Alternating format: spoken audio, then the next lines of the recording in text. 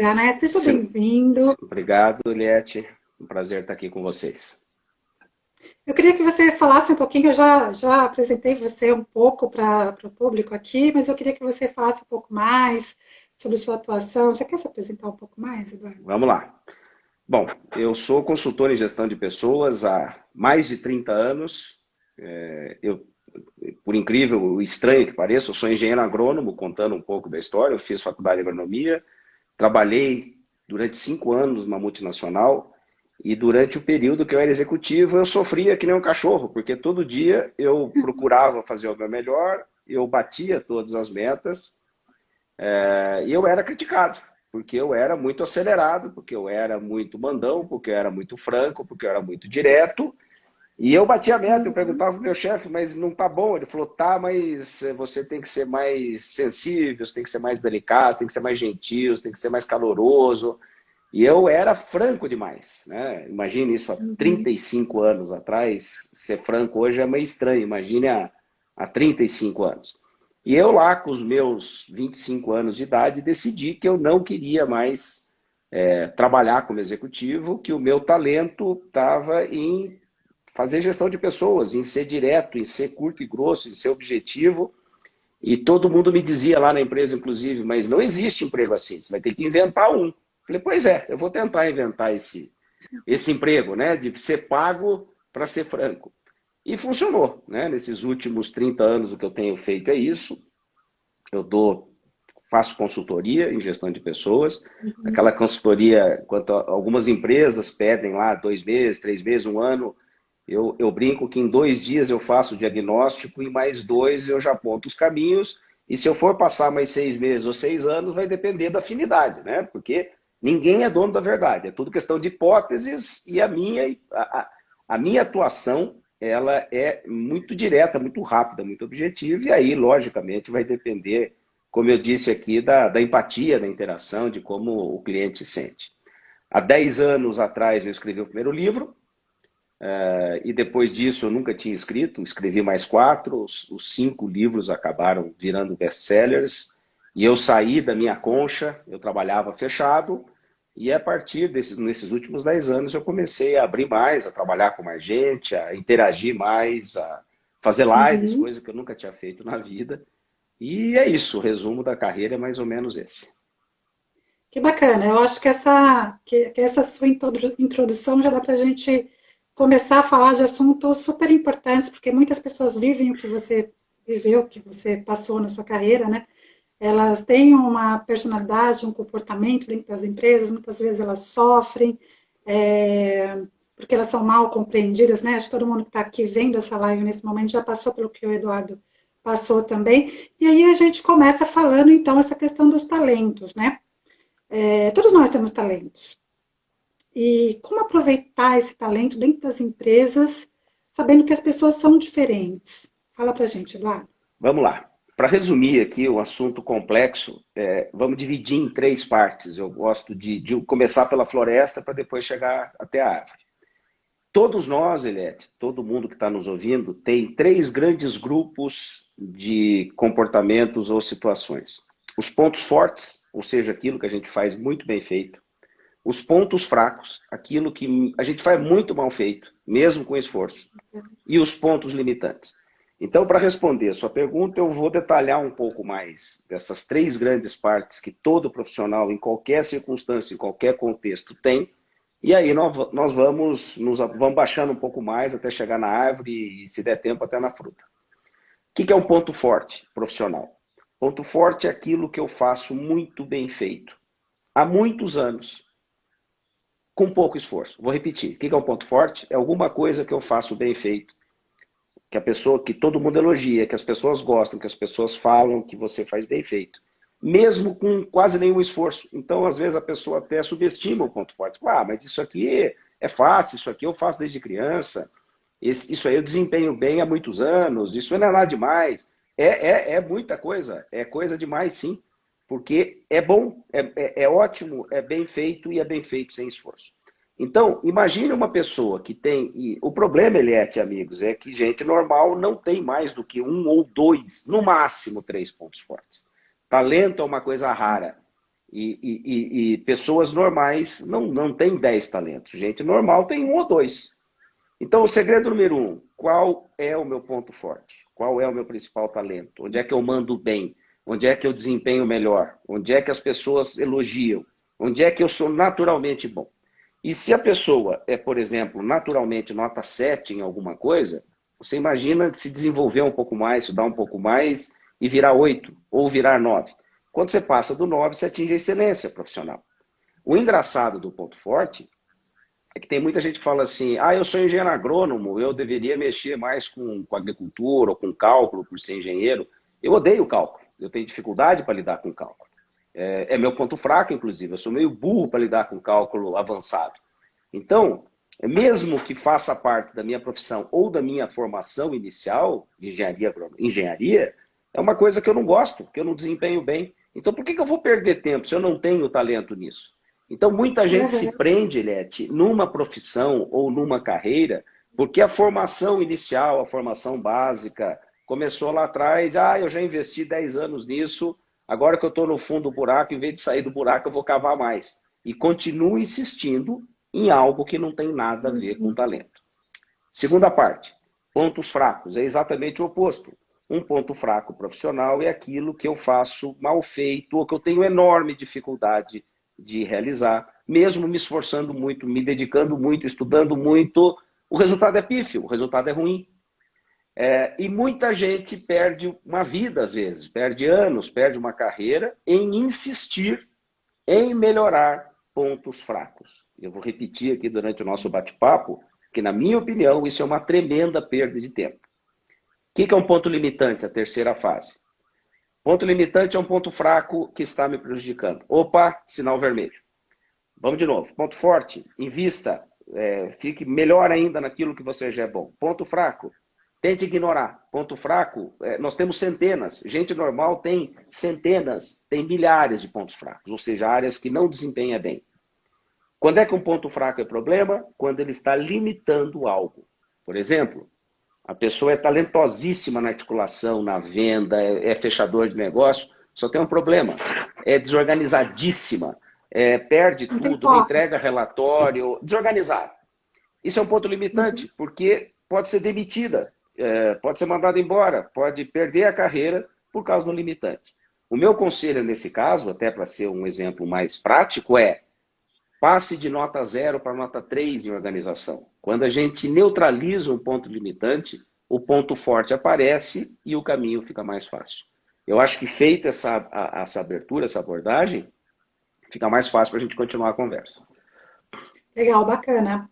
E também, assim, só fazendo um adendo, né? Só fazendo um comentário sobre o que você já falou. Eu acredito que as empresas também, elas, até no próprio recrutamento e seleção, elas deveriam investir mais em identificar o talento das pessoas, né? Porque essa é uma deficiência das empresas. Muitas vezes elas contratam o profissional para se encaixar dentro daquilo que elas têm ali dentro, né? Sem identificar se aquilo realmente é o potencial maior das pessoas. Você concorda, Eduardo? As pessoas são contratadas pelo currículo e são demitidas pela personalidade. Esse é o ponto. Deveria ser o contrário.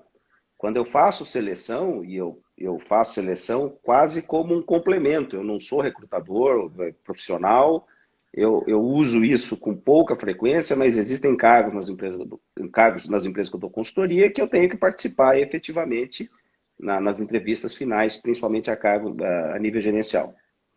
E o que eu vejo muitas vezes é que o foco todo foi em cima de competência, dos cursos que a pessoa fez, da evolução profissional, né, das faculdades, da formação, da pós-graduação, e pouca gente se aprofunda na personalidade. Eu faço exatamente o contrário. Numa entrevista, por exemplo, eu 70% do tempo entendendo a personalidade do candidato, onde é que ele veio, como é que era a família, o que ele gosta de fazer, o que ele odeia fazer, antes de chegar nos pontos fortes, nos pontos fracos e nos pontos limitantes profissionais. Porque, às vezes, no meio da entrevista, eu já percebo o seguinte: esta personalidade, para não falar a palavra perfil, que já está meio queimada, né? Usam equivocadamente a palavra perfil, a personalidade desta pessoa não vai se encaixar com a cultura desta empresa. Porque como eu conheço a empresa, a gente já liga na hora. Olha, o currículo é espetacular, é boa gente, é bom caráter, é boa pessoa, o rastro profissional é espetacular, só que a personalidade aqui não vai bater, não vai fechar com a cultura, com o jeitão dos outros diretores. E eu digo, no meio da entrevista eu falo, olha, parabéns pela sua carreira, parabéns pelo seu currículo, parabéns pelas suas respostas, mas você não vai dar certo nessa empresa. E eu explico, por isso. Essa empresa trata gente que nem você desta forma. O que você acha disso? Não, eu não vou aguentar. Por exemplo, a pessoa é franca demais, ou é muito direta, ou é muito objetiva, e a empresa é o contrário, é mais sóbria, é mais formal, é toda cheia de processos, de sistemas, é burocrático. E aí eu estou contratando um tubarão para botar na piscina. Não vai dar certo. Nesta piscina, o tubarão não vai funcionar. Ele vai arrumar um monte de confusão, vai arrumar conflito, e era a pessoa certa no lugar errado. E nessa entrevista especificamente, eu estou lembrando desse caso, eu falei para a pessoa que eu estava entrevistando, nesta empresa não tem nada a ver, pode esquecer. Em compensação, eu tenho duas outras que o seu estilo, a sua franqueza, a sua honestidade, a sua clareza, a sua objetividade vão encaixar que nem uma luva, porque é deste tipo de profissional que eles estão precisando. Ah, mas me falta competência 1, 2, 3 e 4. Eu falei, meu caro, as duas competências que te faltam são facilmente treináveis para quem tem a sua personalidade. Em compensação, a sua personalidade não vai mudar porque você mudou de empresa. Então, neste caso, respondendo a sua pergunta, o foco, na minha opinião, isso vale para seleção, mas isso vale para desenvolvimento, isso vale para treinamento, isso vale para promoção, isso vale para gestão, isso vale para liderança. Primeiro, a pessoa, primeiro a personalidade, primeiro o jeitão. Como é que essa pessoa se encaixa na cultura, no estilo dessa empresa? É encaixável? Dá para treinar, dá para desenvolver. Não se encaixa, ou seja, a pessoa vai ter que mudar um monte de coisa para eventualmente dar certo. O sofrimento das duas partes será tão grande que no fim o custo não vale o benefício. Muito bom, sensacional, Eduardo. Aproveitando, vou fazer mais uma pergunta. A gente sabe que o tempo médio que as pessoas permanecem no mercado mudou, né? Isso até em função de uma série de mudanças. A gente vive um mundo muito mais acelerado, muito mais incerto. As pessoas... não existe mais aquela coisa da pessoa ficar 10, 20 anos dentro de uma empresa. E o tempo hoje está variando. Existem estudos até, né, em várias empresas, que os profissionais estão levando, em média, 2 anos e meio de permanência dentro das empresas. O que você acredita? Por que é um tempo tão curto? Mudou o mundo, mudou o contexto, mudou tudo. Da sua época mudou bastante. Da minha, que sou velhinho, mudou mais ainda. Quando eu comecei a trabalhar, meu primeiro emprego há 37 anos atrás, literalmente, a gente entrava numa empresa, não sei se foi o seu caso, mas a gente entrava para ter um emprego, né? Então, o sonho da gente... E eu entrei numa multinacional, recém-formado, e minha mãe rezou até novena, né? Fez festa, agora ele entrou numa multi, está com a vida ganha. Então, há 30 anos atrás, a gente entrava para ter um emprego. Há mais ou menos 20 anos atrás, começou a mudar o contexto e começou a mudar a visão, por exemplo, de recursos humanos. Já se dizia o seguinte, o bom profissional é aquele que tem 3 empregos em um ano, em uma carreira. Então, há 30 anos, um emprego, há 20 anos, 3 empregos, 10 anos em cada emprego, você vai ter uma carreira bem-sucedida. Há mais ou menos uns 10 anos, começou-se a dizer o seguinte, não. O ideal é você mudar de emprego ou de função a cada 5 anos para ter mais jogo de cintura, para ter mais experiência. Eu comecei a achar isso esquisito. Ultimamente, então, era normal ter um emprego, depois 3 empregos e depois 5 empregos. Agora, a mesma pessoa tem 10 empregos no ano, eu brinco. Quer dizer, mudou o contexto. Então, o que era valorizado como carreira deixou de ser, porque antes as empresas investiam nas pessoas no longo prazo. Era comum, era estrutural, sim, era estratégia da empresa investir em alguém que ficaria lá por 10 ou 20 anos. Isso não acontece mais. E tem gente que ainda não entendeu, principalmente o pessoal com mais de 40, ainda tem essa história, a empresa não investe em mim. Sinto muito, eu vou fazer uma observação dura aqui. O mundo mudou e você vai ter que mudar junto. Hoje, a empresa realmente investe menos nas pessoas.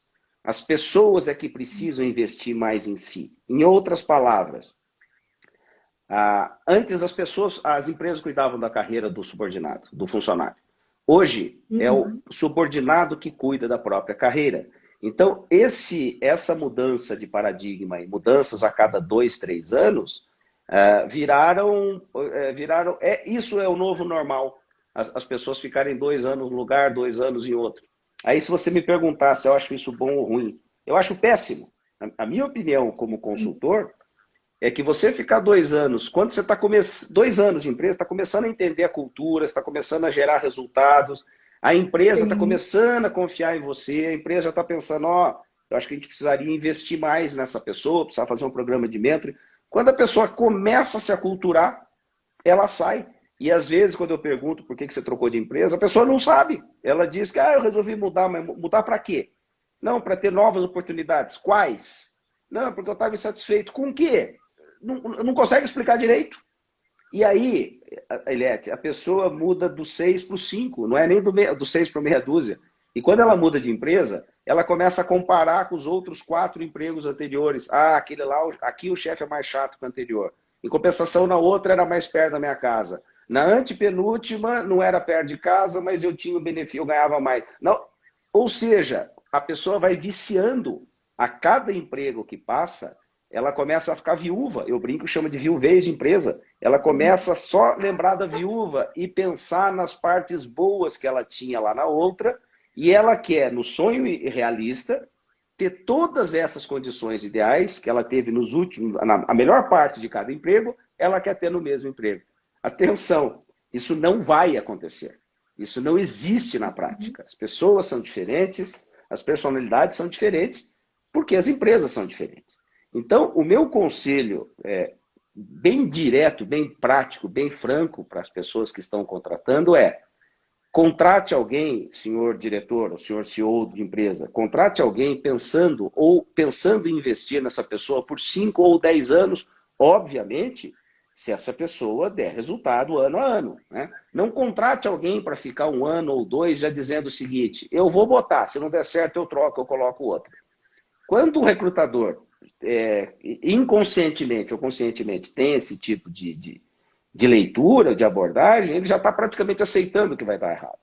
O profissional que é contratado também, ele já entra pensando assim, bom, aqui não é bem o que eu queria, não é exatamente, não tem a ver com a minha personalidade, não tem a ver com a minha formação e não é bem o salário que eu queria. Mas como a coisa está ruim, eu vou acabar aceitando. No fim, um finge que manda, outro finge que obedece. Está errado. E aí, quando dá errado, eu digo para o profissional, e às vezes até para o diretor que contratou, meu caro, da onde a gente menos espera, de lá é que não sai nada mesmo. Você fez uma má seleção. Você fez uma péssima seleção. Não, mas o currículo era impecável. O currículo era impecável. O profissional era impecável. O histórico era impecável. Só que a personalidade da pessoa não tinha nada, rigorosamente nada a ver com a cultura da sua empresa. E isso era nítido. E eu te falei que isso... aí um fica tentando... Quando o profissional saiu, a mesma coisa. Eu falei, eu te alertei, você lembra lá na entrevista, né, dos ligamentos? Que eu te alertei que os desafios não eram técnicos, eram comportamentais, que aqui o negócio tem que fazer política, tem que ser uma pessoa mais polida. Você é muito direto, você é muito franco, você é muito exigente. Esse troço aqui é muita coisa para mudar. Então, a conclusão as pessoas estão perdidas, muitos profissionais estão perdidos e muitas empresas estão perdidaças, Eliette. Então, os conceitos estão misturados. E ao invés de aprofundar o conceito, de entender como é que funciona a personalidade, coisa que Freud dizia há 100, 120 anos atrás, coisa que o Piaget dizia há 50, 60 anos, ou Jung, pegue a linha que você quiser, psicologia básica, pode ser psicologia positiva, pode ser psicologia tradicional. Eu gosto de trabalhar com neurociência comportamental, que não estuda mais aspectos técnicos da relação da personalidade. E as pessoas, os recrutadores, as empresas, ao invés de investir tempo em aprofundar conteúdo, também ficam pulando de galho em galho. mudam de metodologia a cada 2 ou 3 anos, mudam de consultor, muda de estrutura, muda de abordagem. Uma hora é abordagem sistêmica, outra hora é abordagem por competência, outra hora é abordagem por neurociência, uma hora usa DISC, outra hora usa MBTI, depois está usando Enneagrama, depois usa tudo de novo misturado. Quer dizer, cadê a base? Cadê o histórico? Cadê a estrutura? Cadê o acompanhamento? Cadê a tentativa e erro para mostrar que aquilo funcionou ou não? Então, as pessoas, as empresas, assim como o mundo, estão muito acelerados, estão muito impacientes e as pessoas se aprofundam um pouco naquilo que vale a pena. Essa é a minha opinião. As pessoas deveriam investir muito mais em conhecer a própria personalidade para daí fazer um plano de carreira. E as empresas que recrutam, que trabalham, que fazem gestão de pessoas, deveriam investir em entender a personalidade das pessoas que trabalham lá. Porque não é um autômato, não é um robô, não é uma pessoa que a gente programa, gira lá dá 3 voltinhas na corda e a pessoa sai fazendo, né? Não é assim. As pessoas têm pontos fortes, as pessoas têm pontos fracos, e as pessoas têm pontos limitantes.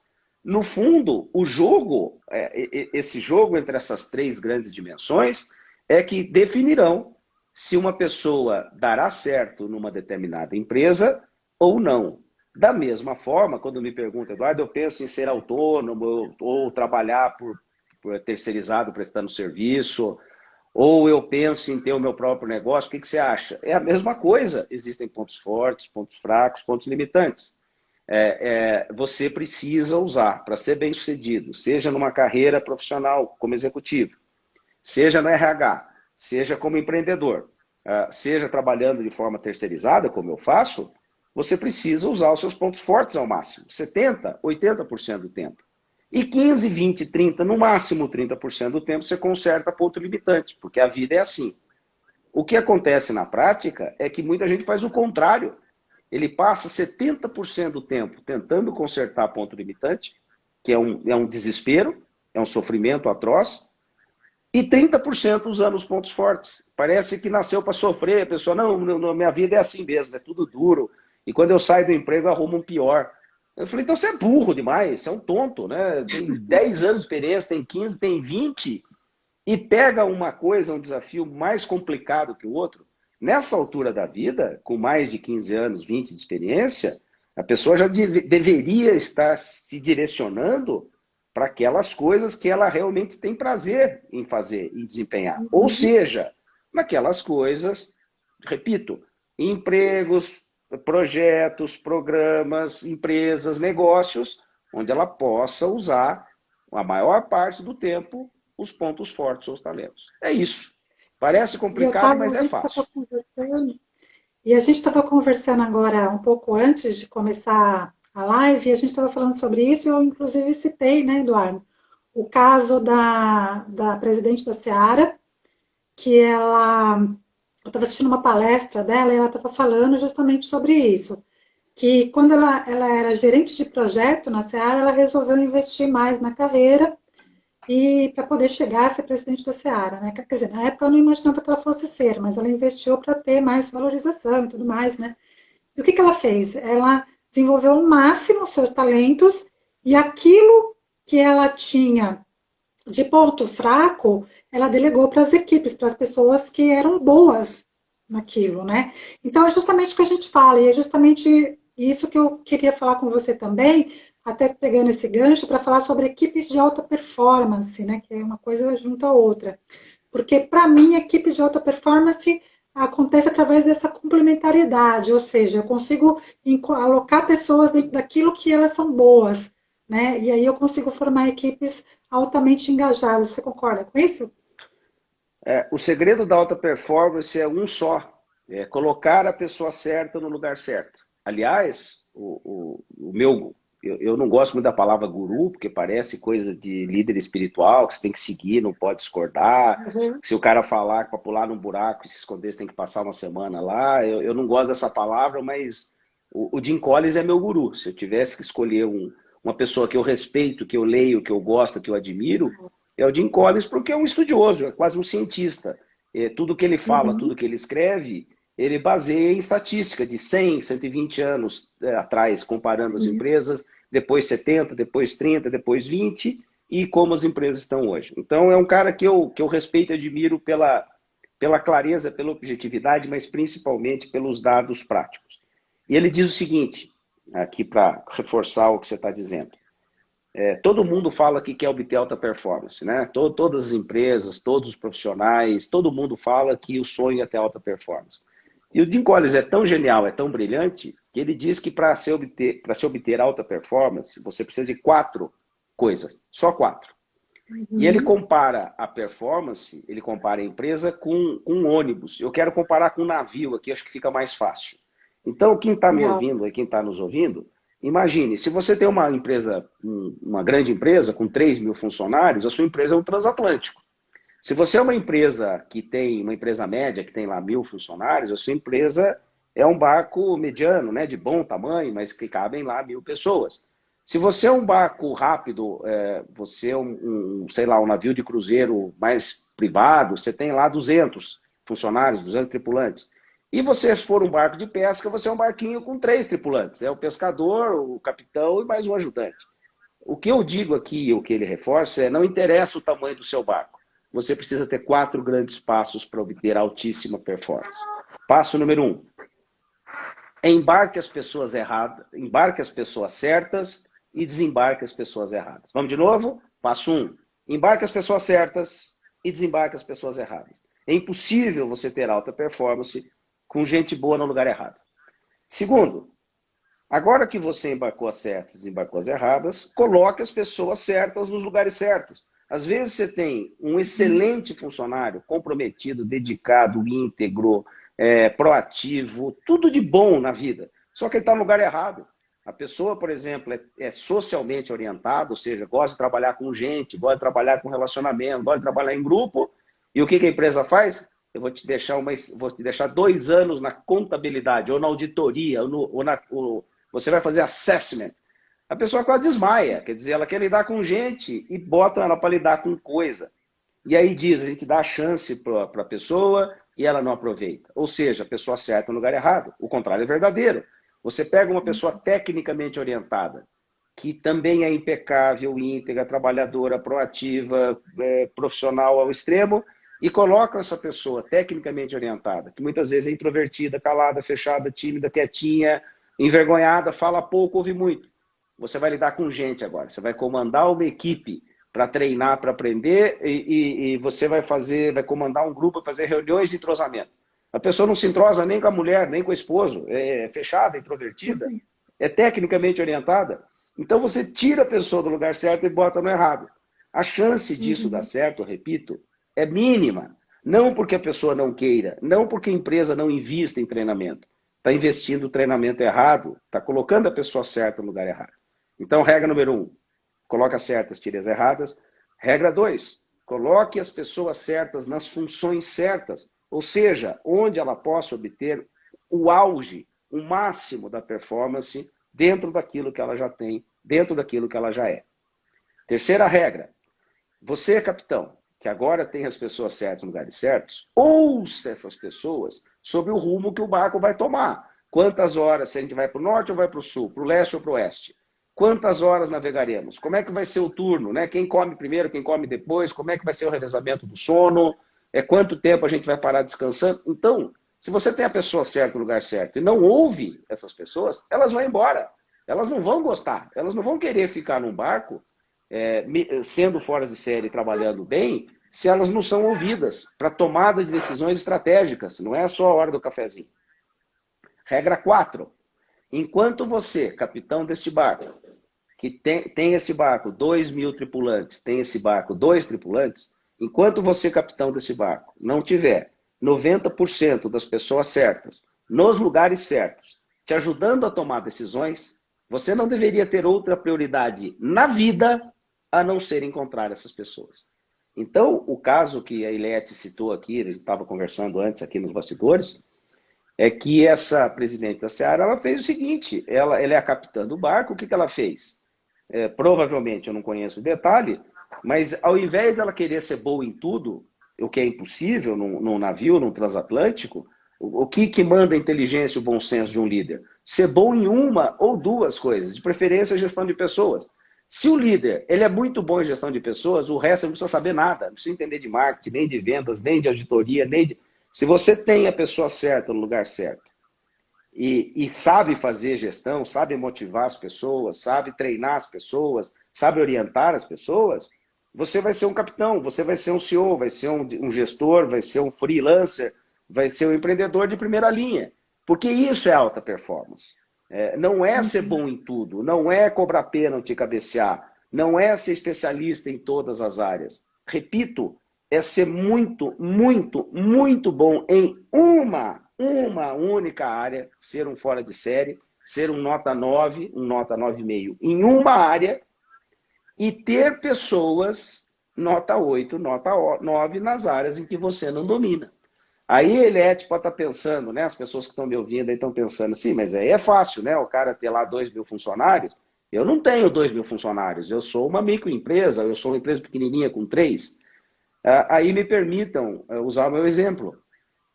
Eu sou o exército de um homem só. Eu trabalho sozinho há 30 anos. E eu sou bom em uma ou duas coisas. E aquelas coisas que eu sou absolutamente incompetente, eu contrato terceirizadamente para fazer para mim.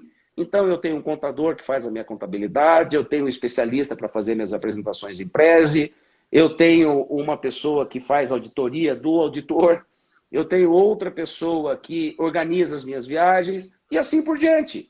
Então, mesmo sendo o capitão de um barco solitário, porque esse é o meu estilo, eu gosto de ser assim, eu não perco tempo investindo ou gastando naquilo que eu não gosto e não tenho talento. Eu contrato alguém para fazer a parte que eu não gosto e eu não sei. Com isso, a minha produtividade, a velocidade dos resultados é brutal. O que eu estou dizendo aqui, Eliette e amigos, não é uma teoria que eu li em algum lugar. Né? O Peter Drucker falava isso na década de 1940. O Jim Collins fala isso desde 1975, 1980. Eu só estou testando aquilo que eu estudei. E alta performance é isso. Colocar as pessoas certas nos lugares certos. O resto é encheção de linguiça, é processo, é perda de tempo, é o cachorro correndo atrás do rabo. Eu vou fazer uma provocação. Isso aqui Faça. nem estava no script, mas eu vou fazer. Me deu agora a ideia e eu acho que é bacana a gente falar sobre isso, porque é um assunto que interessa para muita gente. Eu estava vendo recentemente um estudo que diz que os casais que não brigam são os que mais se separam. Por que isso? Porque eles engolem muito sapo. Sabe aquela coisa de você não fala? Então, assim, até que ponto, dentro das empresas, a gente engole sapo? A gente pode falar ou não as coisas. Ótima provocação, porque eu acho que é isso mesmo. As pesquisas, vamos falar mais de empresa, posso até falar de casais também, porque eu concordo, né? Os Uhum. casais que não lavam roupa suja é que tem alguma coisa errada. Sabe o que significa isso, na minha opinião, Elete? Um já desistiu do outro. Quando não tem mais briga, discussão, um cara fala, quer saber, eu não vou nem brigar com essa chata mais, porque eu já desisti mesmo, daqui 1 ano, ou 2 ou 3 eu vou separar, então, para que brigar? Né? Eu finjo que eu faço, ela finge que faz também, fica por isso mesmo. Nas empresas, é a mesma coisa. As pesquisas no mundo inteiro dizem o seguinte, que 90% dos casos de demissão, quando vão entrevistar o demitido e perguntam para ele, de 0 a 10, qual foi a sua surpresa, né? Ou seja, você estava esperando ou não? 90% das pessoas, varia de país para país, mas em torno de 90%, dizem que estão muito surpresos. O índice é 9. Ou seja, eu estou chocado, eu estou surpreso, eu estou abismado, o chão caiu. E aí, nesses casos, eu sempre ouço essas pesquisas, eu vou perguntar para as pessoas, porque eu estou lá, tem empresa que eu atendo há 15 anos seguidos, há 12 anos, tem outra que eu atendo há 10. Então, eu tenho o privilégio, muitas vezes, de acompanhar gente que eu contratei como trainee há 20 ou 25 anos atrás, e o cabra está lá até hoje. Então, eu tenho essa intimidade, então eu posso perguntar quando a pessoa sai. E nesses casos, num desses, nos últimos, eu perguntei. A pessoa foi demitida, e eu fui perguntar, e daí, como é que você está se sentindo? Estou chocado. Eu falei, cara, mas no teu caso você não pode estar chocado, porque eu mesmo te disse há 1 ano atrás que as coisas estavam complicadas para o seu lado por A, B e C, né? Você não percebeu isso antes? E a resposta é não, porque o meu chefe não dava mais bronca, o meu chefe não me apertava mais, eu pensei que estava tudo certo. Então, aqui vai uma dica que não foi esse único caso. Se o seu chefe, que antes pegava no seu pé, exigia coisas, te cobrava treinamento, cobrava resolução de conflito, era exigente, se esse seu chefe não te dá nenhum feedback negativo há 6 meses, atenção, a sua batata está assando ou já assou. Você vai ser demitido. E só não foi ainda porque ainda não acharam outro. Então, na minha opinião, experiência de algumas dezenas ou talvez centenas de casos assim. Quando a gente gosta de alguém, Eliette, profissionalmente e até pessoalmente, a gente critica, às vezes, na maioria das vezes, para ajudar. A gente é mais duro até com aquele subordinado, com aquela pessoa que a gente investiu, que a gente gosta, que a gente tem afinidade. A gente aperta mais, a gente quer mais resultado porque sabe o potencial. Em compensação, aquelas pessoas que a gente olha e fala, cansei, enjoei, não vou mais, deixa que se dane, quer pular no precipício, pule. Quando quando o chefe chega nesse ponto, um abraço, a pessoa já está fora e ainda não percebeu. É isso mesmo.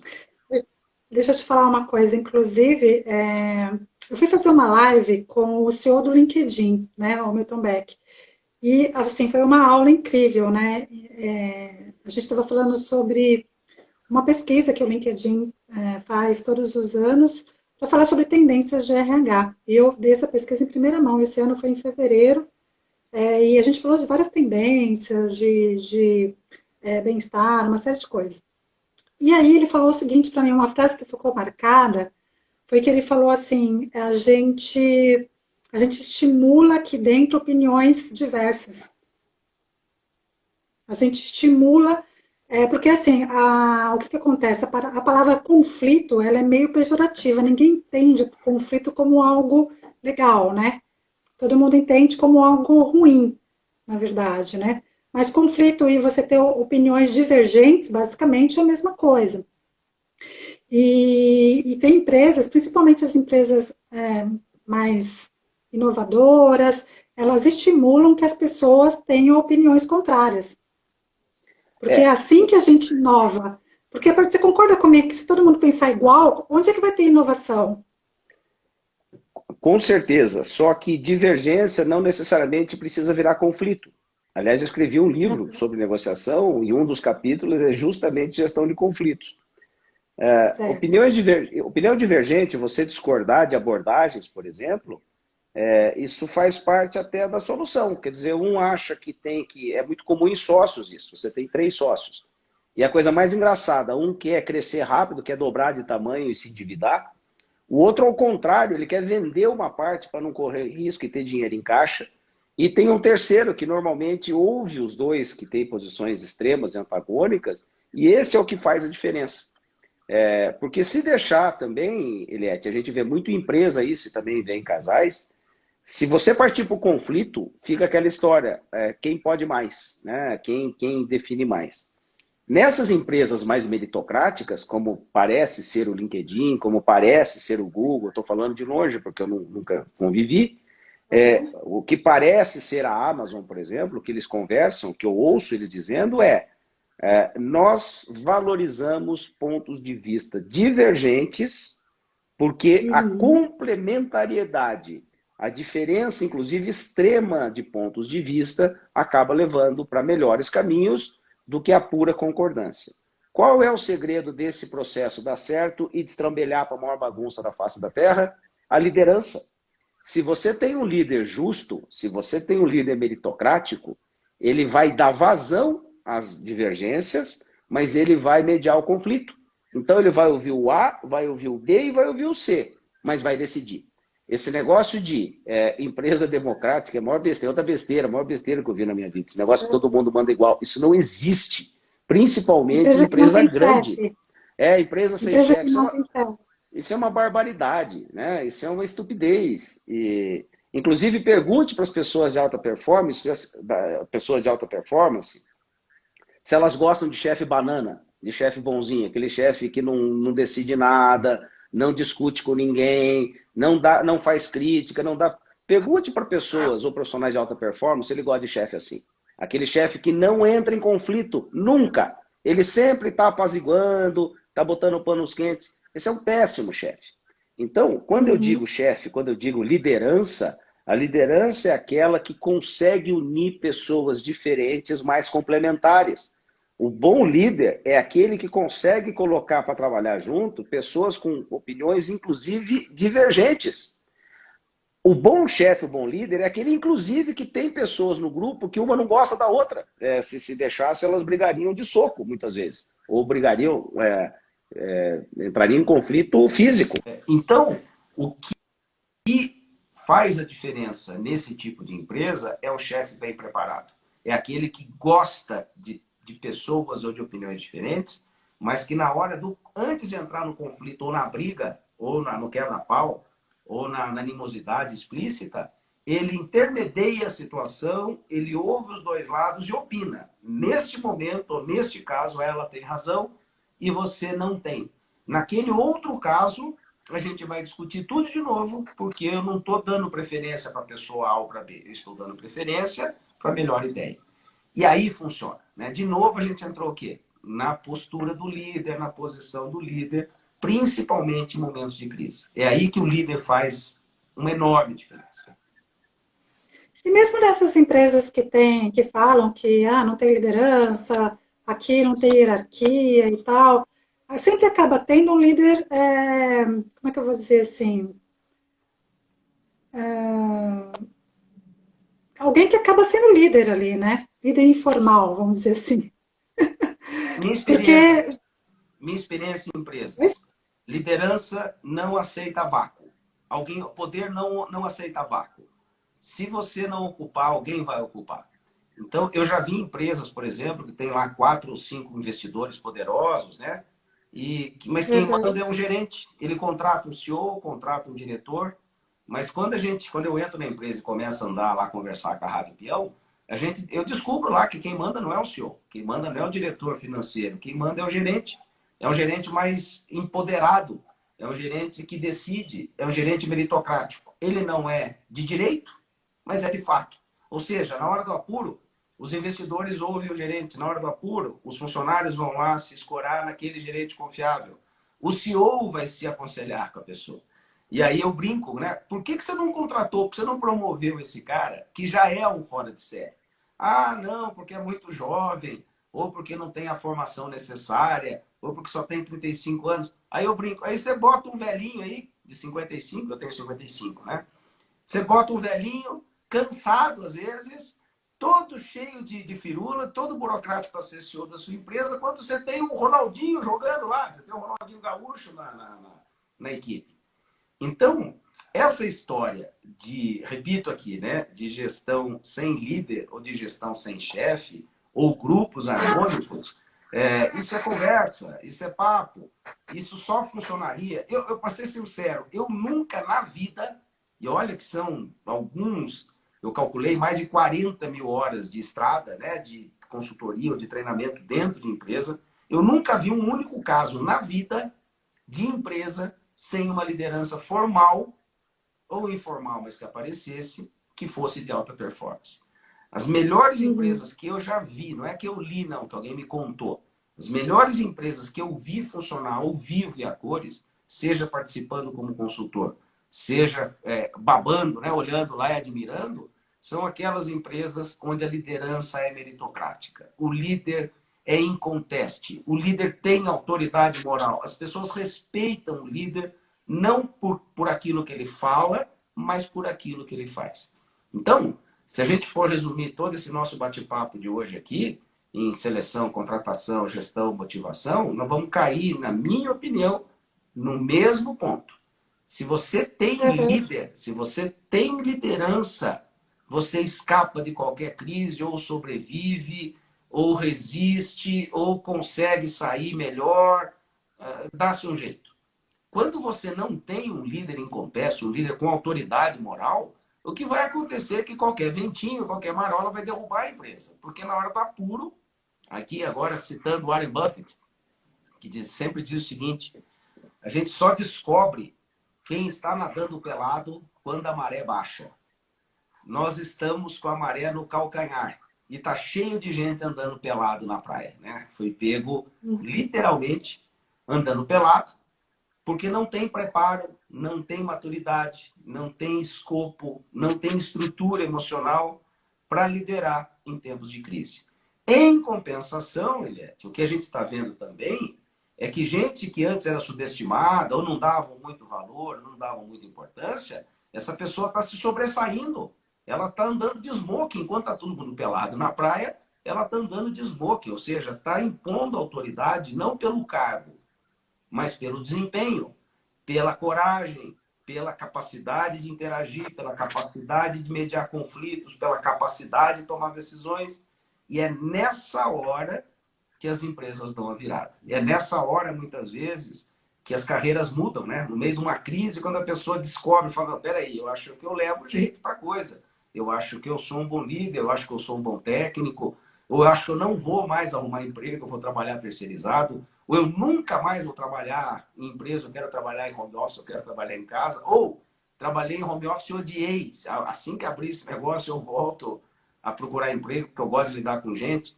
E aí as pessoas perguntam qual é o melhor modelo. O melhor modelo é o seu, né? Porque não vai mudar muito. É a sua estrutura mental, é a sua personalidade. E vamos cair de novo? Quais são os seus pontos fortes? Ou seja, onde é que você manda bem? Quais são os seus pontos fracos? Não dê muita bola para eles. E quais são os pontos que estão te limitando? E esse você vai ter que consertar. A conclusão dessa história toda é: seja você empreendedor, CEO, diretor, advogado, prestador de serviço, freela, seja lá o que você for. Se você quiser ter uma boa carreira, você vai ter que conhecer essas 3 dimensões. Legal. E para fechar, a gente está quase terminando, já que a gente está falando de feedback, já que a gente está falando de opiniões contrárias, já que a gente está falando de engolir sapo, você acha que o profissional aqui do Brasil, pela sua grande experiência em várias empresas, os profissionais de uma maneira geral, eles têm dificuldade de receber feedback? O que você acredita que seja o motivo para que isso aconteça? Acho que é uma questão cultural. As empresas, elas acham o seguinte, né? A gente já tem uma avaliação 360 graus uma vez por ano. E, normalmente, as avaliações 360 graus são uma porcaria. Elas são burocráticas. Você tem que passar lá 6, 7 horas preenchendo um monte de fichinha, botando lá carinha positiva e negativa no desempenho. Chega uma hora que o chefe que tem 200 subordinados fala, quer saber de uma coisa? Eu vou botar carinha média em todo mundo aqui e depois eu converso.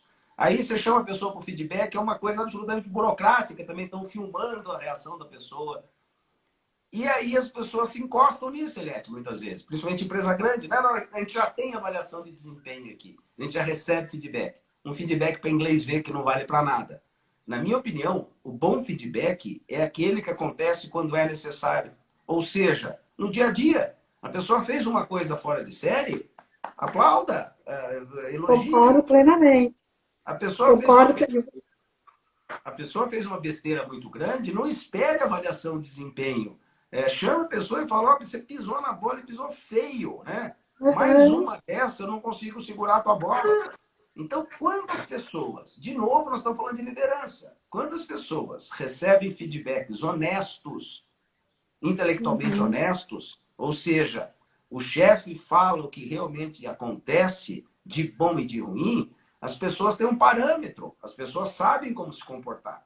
Quando o chefe não dá feedback, o que acontece? Você fica no rádio peão, fica tentando ouvir fofoca, fica tentando ouvir versão, como é que ele está hoje, o que está rolando, porque o cara não fala, a pessoa não dá feedback, a pessoa não se manifesta, e às vezes só está com dor de barriga, está com uma cara feia, mas não está lá, está doente, está passando mal, está com algum problema e fica lá aquele terror nos bastidores.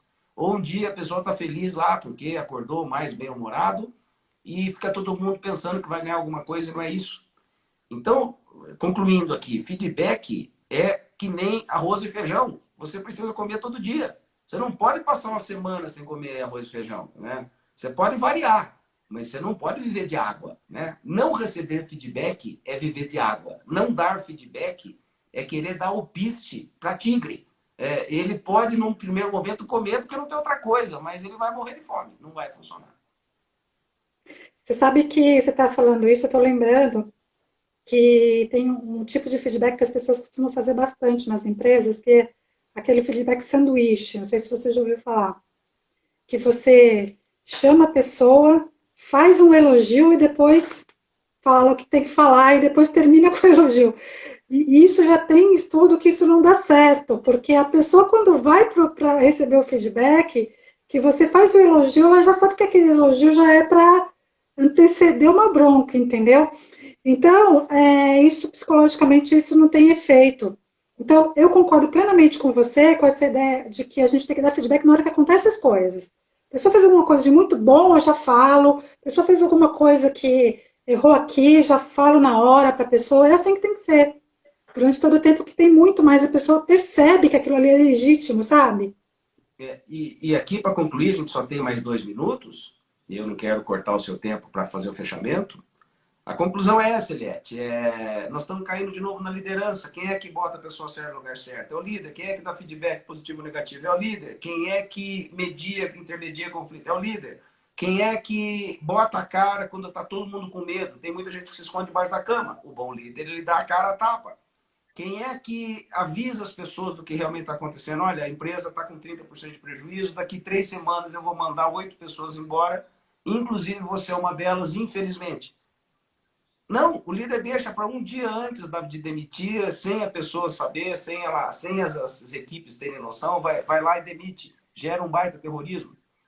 Então, tudo que a gente está falando, e repito, a parte boa da crise é o líder de verdade, a liderança, o gestor de verdade, gente que é bom de lidar com gente, que sabe, não porque é bonzinho, mas porque tem autoridade, essas pessoas é que vão fazer a diferença. Aliás, essas pessoas já estão fazendo a menor diferença. Então, para concluir a minha parte, se você é um bom líder, você vai passar por essa crise e você provavelmente vai aprender um monte de coisa e vai sair melhor. Se você não é líder, procure alguém que seja, né? Ou se trabalhe com alguém que você respeite e admire. Lide com pessoas boas, trabalhe. Faça parcerias com pessoas de alto nível, mesmo que você nem todo mundo é líder, só 10% das pessoas têm algum perfil ou personalidade para comandar os outros. E os outros 90%? Procure trabalhar com gente boa, procure trabalhar com gente que você admira, procure líderes em que você possa aprender, não se espelhar para fazer igual, porque não dá para imitar, mas que você respeite e admire. Metade do caminho, nesse sentido, já está encaminhado. É isso. Bacana, Eduardo. Nossa, sensacional, adorei. Muito bom, espero que vocês também tenham gostado. Foi um conteúdo super rico. Tem muita gente aqui, ó, falando nos comentários. Uau, excelente. Daniel Uruoco, boa pergunta. O pessoal, todo mundo elogiando. E nós já estamos chegando na reta final. Falta só mais 1 minuto, então eu vou agradecer a presença do Eduardo. Espero que você também tenha gostado, Eduardo. Gostei. E espero que todos também tenham aproveitado. E nos encontramos nas próximas lives. Você quer deixar alguma consideração para as pessoas? Então é isso, gente. Quem quiser acompanhar, o meu Instagram também é Eduardo Ferraz Consultor, o Facebook, o LinkedIn, é tudo a mesma coisa, Eduardo Ferraz Consultor. Essa live vai ficar gravada, né, Eliette? Vai ficar vai ficar no Instagram da Eliette. Depois eu vou pegar isso aí, vou passar também para o meu e para o YouTube, porque eu acho que o conteúdo, a maneira como você lidou, foi muito feliz, foi muito habilidosa, foi muito jeitosa, eu gostei de fazer. Bacana. Tchau, gente. Já está acabando. Espero encontrar vocês nas próximas lives. Um Super abraço, beijo e até mais. até a próxima. Tchau.